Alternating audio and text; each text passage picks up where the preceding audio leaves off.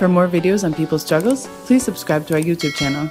Women's groups and progressive sections are continuing to hold massive protests across Poland against the anti-abortion ruling by the country's constitutional court. This has forced the conservative government led by the Law and Justice Party, which is the PIS, to delay the implementation of the verdict, which was otherwise supposed to go in effect from November 2nd. Under popular pressure, President Andrzej Duda has proposed certain dilutions to the ruling. Prime Minister Mateusz Morawiecki has also stated his willingness for discussions with the protesters and the opposition MPs before implementing the ruling. Under the instigation of the government, the Polish Constitutional Court had ruled on October 22nd that abortions in the case of fetal defects are unconstitutional. The ruling modified the 1993 law on abortion, which states that pregnancy termination is only permitted in cases of rape and incest, in cases where the pregnancy poses a risk to the woman's health, and in case of fetal defects. However, even before this ruling, Poland had one of the strictest legislations on abortion access in the region. This forces between 100,000 to 150,000 women to travel abroad every year for the procedure. The court's decision will further limit access to this fundamental reproductive right.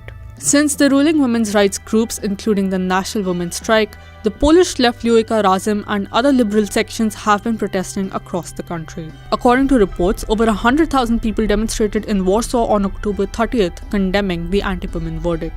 The National Women's Strike has alleged that several of its activists have been intimidated by the police for organizing the protests. Supporters of the right-wing PIS have also tried to disrupt rallies against the anti-abortion verdict at various places. The struggles following the recent judgment are only the latest wave of a decades-long movement. The struggle began in 1993 amid a moment of great upheaval and chaos in Poland, which was undergoing the transition to a neoliberal capitalist society. The government at the time was led by Solidarnosc or Solidarity. The church had been a key ally of Solidarnosc during the 1980s when it was opposing the communist government.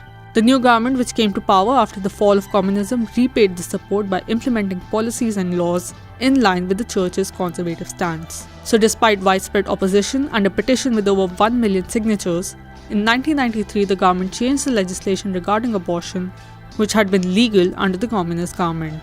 The 1993 legislation only allowed for voluntary termination of pregnancy in cases of incest, rape, threat to the mother's health, and fetal defects.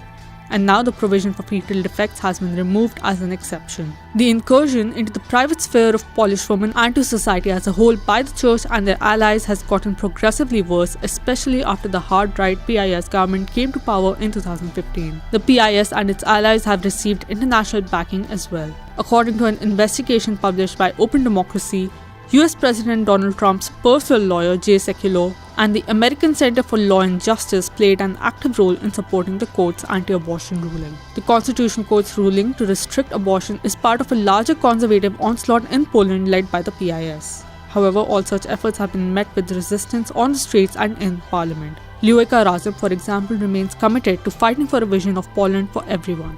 The Left Party, along with the organization Women's Strike and dozens of others, has vowed to remain on the streets to resist this latest conservative attack.